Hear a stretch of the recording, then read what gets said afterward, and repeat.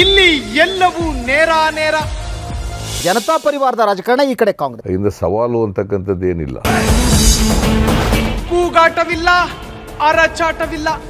ಯಾವುದು ಭೂ ಹಗರಣದ ಯಾವ್ದು ಆರೋಪ ತಮ್ಮ ಮೇಲೆ ತರದ ಒಂದು ಕ್ಯಾರಿಯರ್ ಅನ್ನ ಬಿಲ್ಡಪ್ ಮಾಡ್ಕೊಂಡು ಬಂದು, ಇದು ಮಾತಿನ ಮಂಟಪವಲ್ಲ, ಸತ್ಯದ ಬಯಲು. ಸಾಯೋದಕ್ಕೆ ರೆಡಿ. ವಾಸ್ತವದ ಕ್ರಿಯಾಲಿಟಿ ಕನಸು ಕಂಡೇರಿ.